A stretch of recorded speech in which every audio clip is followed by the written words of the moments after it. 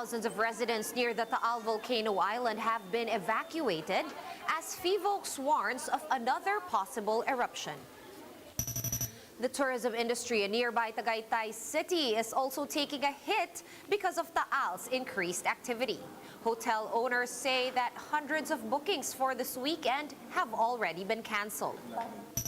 And after videos of failed COVID-19 inoculations surfaced online, the health department says that erring vaccinators will not be penalized.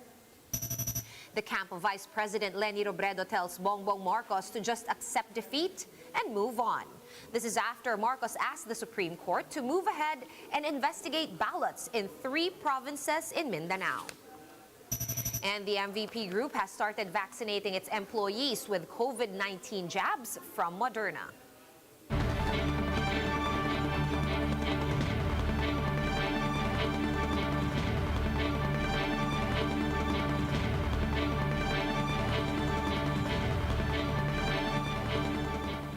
Fast, focused, and fearless. Here's a roundup of stories we're watching now. I'm Sean Yao. Some residents that are living near the Taal volcano island now fear contracting COVID-19 in evacuation centers. Meanwhile, affected local government units have sought help from the national government to sustain their evacuation efforts. Romel Lopez is in Talisay, Batangas, so tell us more about the current situation down there. Romel, how are evacuees holding up?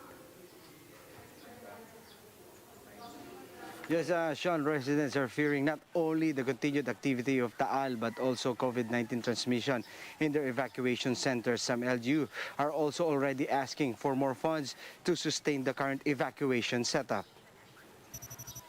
Residents in Agoncillo and Laurel in Batangas, which are near the Taal volcano island, evacuated Thursday evening. As they ran for their safety, some failed to observe physical distancing.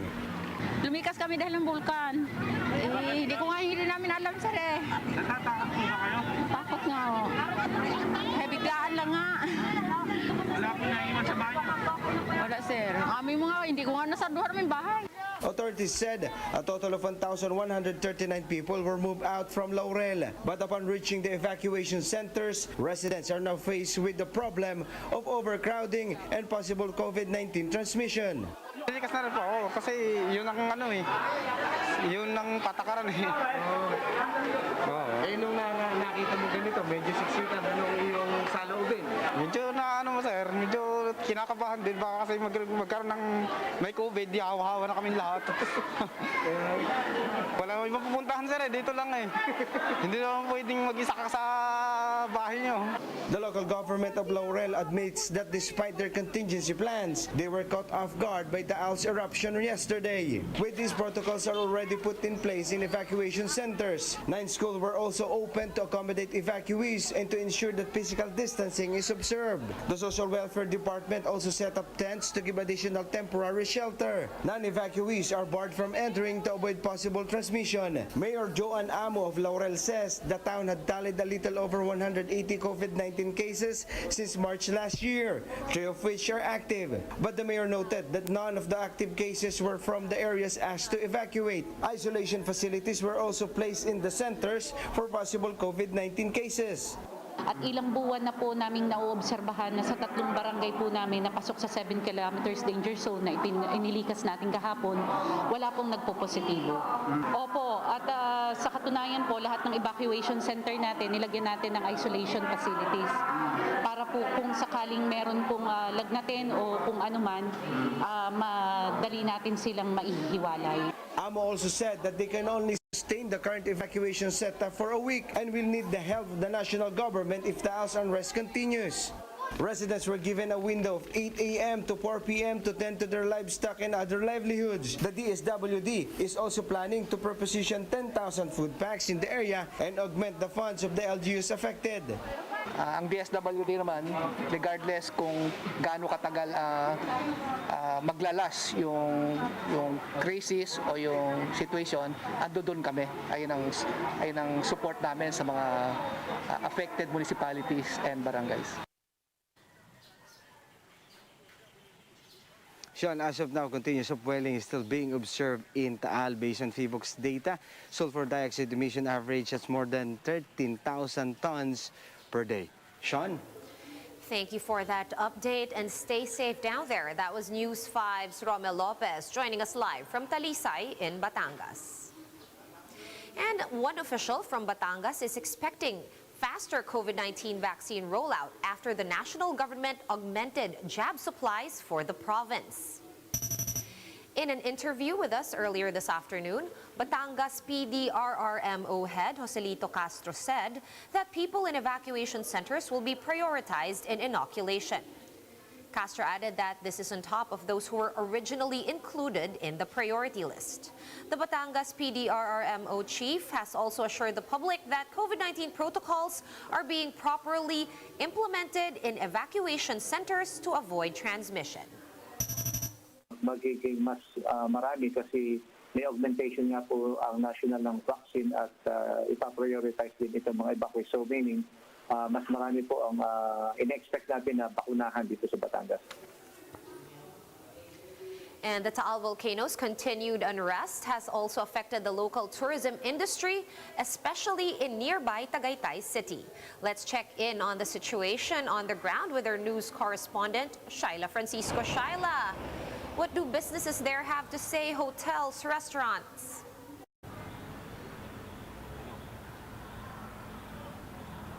Sean, accommodation establishments here in Tagaytay City have started to receive booking cancellation notices.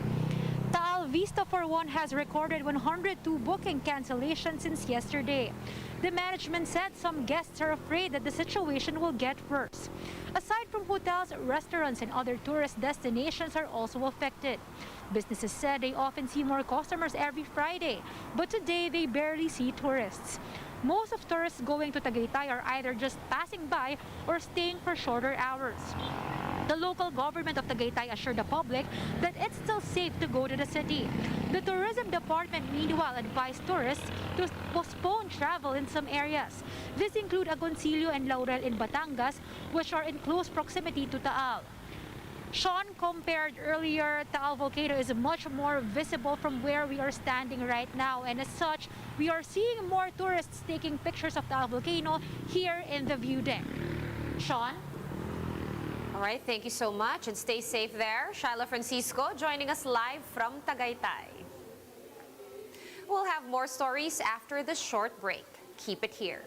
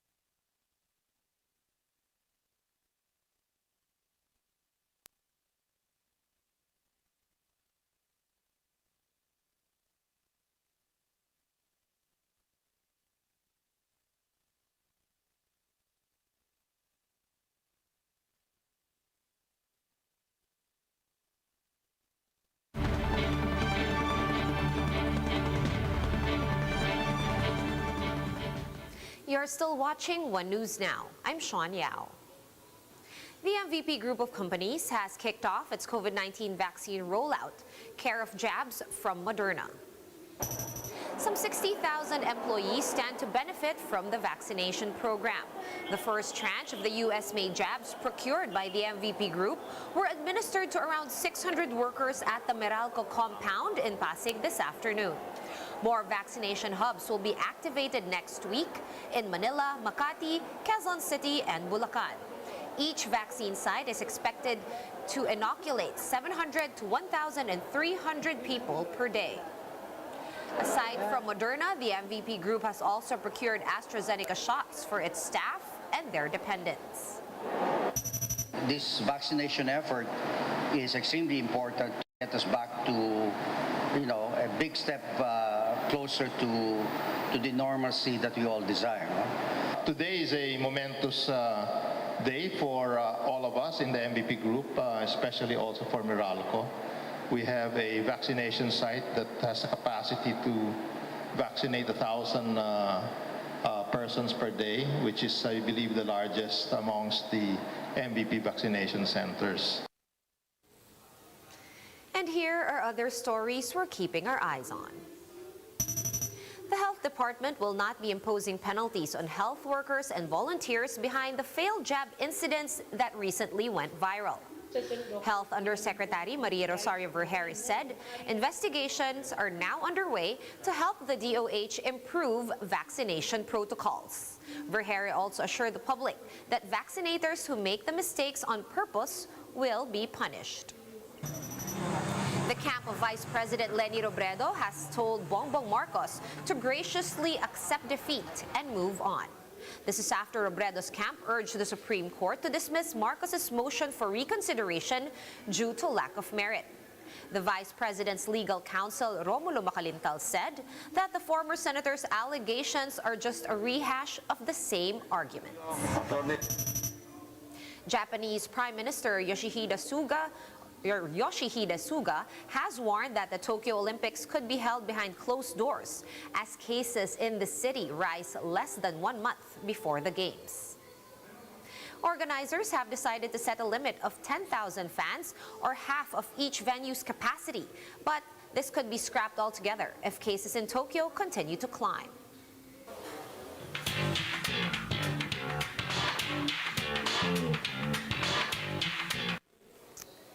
And in entertainment, we have Aramina and government official Dave Almarines tying the knot in a royal-themed wedding on Wednesday. In their first interview as newlyweds, the couple shared the challenges in preparing for the event amid the pandemic. Almarines, who is the undersecretary of the Philippine International Trading Corporation, said that all guests underwent COVID-19 testing. Despite that, Aramina is confident that they pulled off their dream wedding, which was held at the Alphaland Mountain Lodges Chapel in Baguio City. Sobrang happy, overwhelmed kasi hindi namin akalain na grabe yung turnout. Sabi ko lang naman kay Dave na ito yung gusto ko mangyari sa wedding, and kahit pandemic, i-pull off ko talaga to. Siyempre, isang beses lang naman kakasal. For more updates, visit News 5, The Philippine Star, and Business World online. Visit our website, onenews.ph, for more in-depth analysis. You can also catch One News on the Signal Play app. Register for a free account at www.signalplay.com and stream One News live anytime, anywhere. Mask on, wash hands, and stay safe, Philippines. I'm Sean Yao. We are One News.